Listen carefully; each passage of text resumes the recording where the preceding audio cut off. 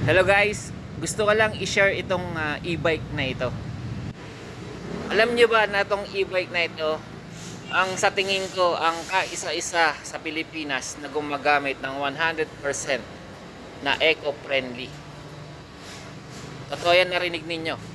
Hindi to gumagamit o hindi to nagcha-charge sa distribution utility or Meralco. Dahil itong e-bike na ito ay pinapowered ng solar. Magtatanong kayo ngayon, wala namang solar panel yan sa bubong.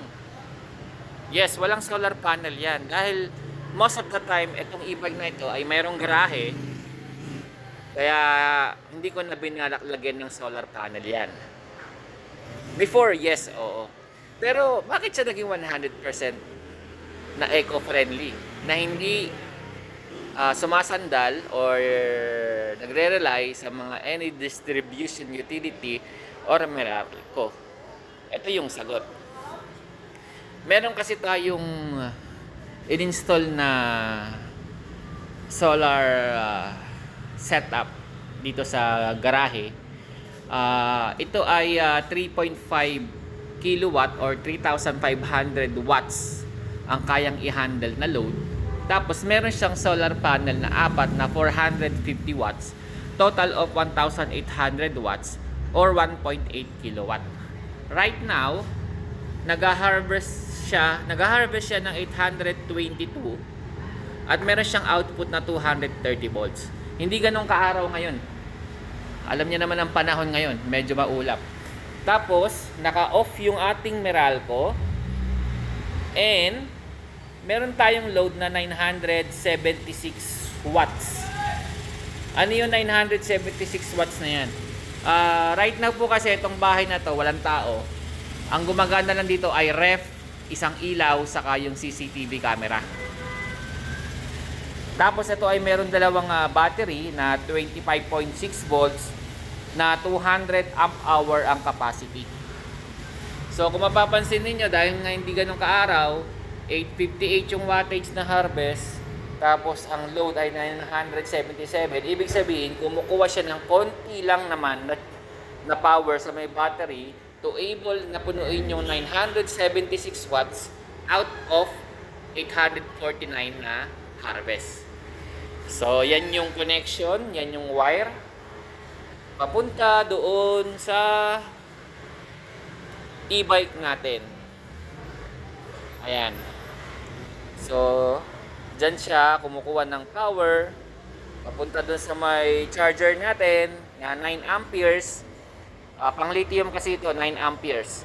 Kaya medyo mas malakas kumain yan. At mas mabilis siya mag-charge, syempre. So, kung mapapansin natin, dito sa may panel, 8.8 amperes ang pinapasok niya sa may battery. At malapit na siya ma-full charge. 67.9 volts na yung reading. So maya full charge na yan. And also, meron pang isang charger na nakakabit. Dito naman sa may separate battery natin na lithium din. Pero 12.8 volts lang ito, 100 amp hour. Currently, 13.5 volts at nakakarga ng 10.9 amperes. Ang sinusuportahan naman ng battery na ito ay yung sound system natin, kasi upgraded yung sound system natin dito. Meron ding subwoofer. Tapos yung mini driving light, itong rear fan natin na dual fan, dyan nakakabit. And at the same time, mapapansin nyo, yung switch na yan, naging dalawa na. Dati kasi, meron dyang USB port. Ngayon, tinanggal ko na yung USB port. Na-realize ko kasi itong para stereo na nilagay ko, meron siyang USB port sa likod niyan na pwedeng doon ka magsaksak ng cellphone.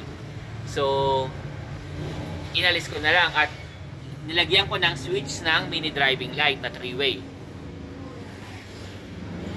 Ngayon, ano pang isang advantage nitong battery na ito? Ang total power nito kung full charge is 1,280 watt hour. Kung full charge. Ngayon, kung sabihin mong nalobat tayo sa daan, meron kasi akong 12 volts, to 220 volts na inverter. Na kung sakaling malobat, pwedeng dun mag-charge, ikakabit lang yun, na, ikiklip lang, and approximately around 850 to 900 watts hour ang matatransfer sa may battery ng e-bike. To able lang para makauwi. Para kang nagkabit ng another set ng 60 volts 32 AH na lead acid. So, yun yung isang advantage din ng merong ganyang baterya. And dati, naisipan ko na rin lagyan to ng solar panel, itong ibabaw. Nakikita niyo yung mga solar panel na masasagwa na ganyang kakakapal, lalagyan ng railings, di ba? Parang, ewan ko, ako nasasagwaan sa ganun eh. Pero may mga lumabas na kasing solar panel na halos kasing nipis lang halos ganito lang kanipis. Flexible type. Yun ang maganda. Kasi hindi siya sasagwa. Hindi na nakaangat. Mas maganda siyang tignan. Ang brand nun is POW-MR. Tapos gagamitan mo siya ng POW-MR din na controller. Step up controller ito eh. So, kaya nito hanggang 72 volts system. So, since 60 volts itong e-bike, so pwede ito 60 volts. Ayan. Kakabitan mo lang siya ng panel na around 250 to 300 watts. Pwede na ito. Saka kung titignan nyo, pogi nito. Kumpara yung sa kinakabit nila, na parang aluminum na kulay blue or minsan kulay puti, na ang sama ng itsura. Parang walang quality. Ito talaga quality ito. Subok ko na ito. Ang kailangan nyo lang, solar panel, ito, dalawang breaker, tapos konting wire. Ganun lang siya kasimple. Hindi kayo gagastos ng 10,000 mahigit dito. Lalo na kung kayo magkakabit. Baka pag kinanbas nyo sa online yung price niyan, mapapawaw na lang kayo sa savings ninyo. Tapos hindi naman ganun kahirap yung pagwa-wiring niyan. Basic wiring knowledge lang, kayang-kaya niyan. Pag tinoyo tayo, baka gawin natin. So, for now, yan lang siguro muna, no? Yan lang yung isa sa mga ipagmamalaki ko na talagang itong e-bike na ito pure na eco-friendly 100%. Lalo na ngayon, tataas na naman ng crudo ang diesel ng mahigit 5 ng mga 5 pesos yata. Kaya high na lang talaga. Yan, mga sasakyan namin, mga pan-deliver ng gulay yan. Ako nag-aasikaso ng mga yan. Isang ELF, isang L3, isang H100. Tatlo yan eh, actually. Dito nakaparada yung isa eh.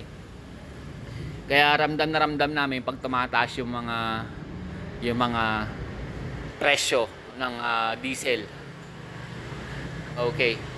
So yun lang po muna, no. Magandang araw sa inyo at ride safe mga ka-EMC Golf.